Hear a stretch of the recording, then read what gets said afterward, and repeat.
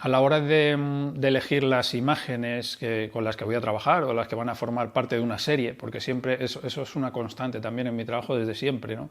Hice la serie de los retratos, la serie de los acuarios, la serie de los bosques nevados. Un cuadro siempre se me ha quedado como insuficiente para indagar en lo que yo quería hacer, ¿no? En esta serie en la que estoy trabajando ahora, que yo he titulado Artificial Landscape, el proceso es más complejo que en otras ocasiones, ¿no? Porque hay una elaboración del modelo, esta especie de bodegones que yo he ido creando, ¿no? Comencé a concebirla hace más de 10 años, lo único que ha tardado mucho tiempo hasta que yo he conseguido visualizar o dar forma a lo que intuía un poco en mi cabeza, ¿no? Que quería una imagen que por un lado siguiese conservando esa apariencia de algo muy físico, pero a la vez despistar mucho al espectador sobre lo que está viendo, y por ese camino, por esa vía, acercarme a la abstracción, ¿no? A veces parto del natural para luego después apoyarme en fotografías, y otras veces trabajo directamente, únicamente de fotografías. Cuando quiero desarrollar este tipo de trabajos, como lo que estoy haciendo ahora, sí que necesito mayor documentación. Es una logística que es muy difícil tener del natural, ¿no? Esas imágenes las trabajo con el ordenador, porque para mí es importante que todas las decisiones que voy tomando sobre lo que voy haciendo desde bastante antes de empezar a pintar, cada vez vayan haciendo la imagen mucho más personal. Y cuando yo empiezo a pintar, esa imagen ya tiene mucho de mí, y luego ya durante el proceso pictórico es como, digamos, lo que le falta, ¿no? Y acaba siendo algo que yo reconozco como algo muy, muy propio. Mi proceso pictórico es algo que también con los años cada vez se ha abierto más. La primera fase de mi trabajo, hablando técnicamente, se podría entender como una fase de construcción, en la que yo me acerco a la apariencia de la imagen que tengo como referencia en un grado alto, más de lo que suelen acercarse otros pintores. Lo único que otros pintores lo que van haciendo luego es cada vez esa fase inicial más, digamos, más rota la van cerrando, y yo es al revés, es empezar a enriquecerla a base de destruirla, ¿no? Las referencias las utilizo para esta primera fase de construcción. Luego lo que viene después no está en la fotografía, no me lo da el modelo.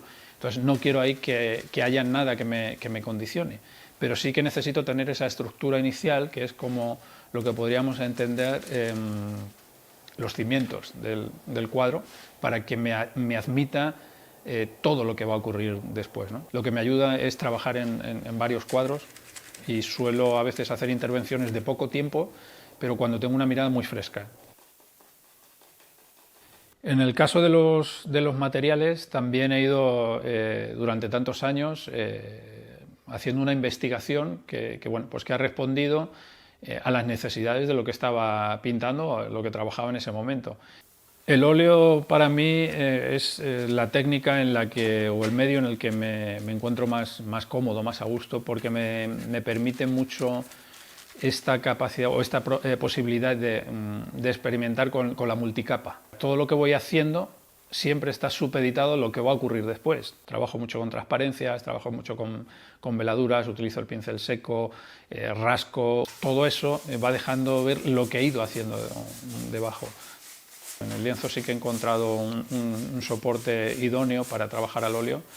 Es cierto también que he probado muchos diferentes tipos de lienzo, tanto de algodón como de diferentes linos, imprimaciones diferentes. Todo esto afecta mucho al resultado. En el caso del lienzo, me gusta que sea texturado, porque ayuda mucho en este juego de veladuras a que la veladura, que es un elemento líquido, entre en los surcos, ¿no? o en las hendiduras del lienzo. Me gusta mucho también pintar a óleo sobre papel. El papel crudo muchas veces ofrece también unas sensaciones que no ofrece el papel si lo preparas, ¿no? Lo que ocurre es que, claro, que la conservación de esos trabajos, pues a largo plazo será peor, ¿no?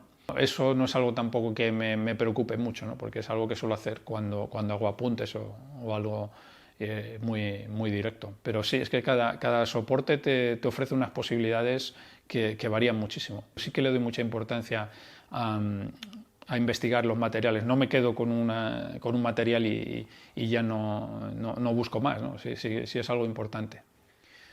Yo creo que determinar cuándo el cuadro está terminado es una de las decisiones más complejas y no tengo una solución para eso, ¿no? Es al final jugársela.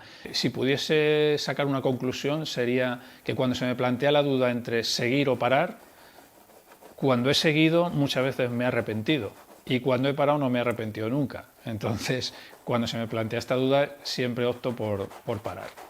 Muy pocas veces me acerco a lo que estoy buscando, pero disfruto en el intento de conseguirlo, ¿no? Y eso yo creo que es mucho más bonito que hacer buenos cuadros o obtener buenos resultados, ¿no? La pintura ha condicionado siempre mi vida y la sigue condicionando y lo va a hacer siempre, ¿no? Si yo no tuviese la pintura en mi vida, o sea, yo no me entiendo a mí mismo como persona, ¿no? Es algo que ha tenido como tanta presencia en mi vida desde que era un niño. La buena pintura me parece algo increíble, ¿no? Me parece algo que tiene un poder que además sigue vigente, para mí sigue vigente. La buena pintura yo creo que no pasará nunca y lo mejor de todo es que me parece que es un camino que no tiene fin.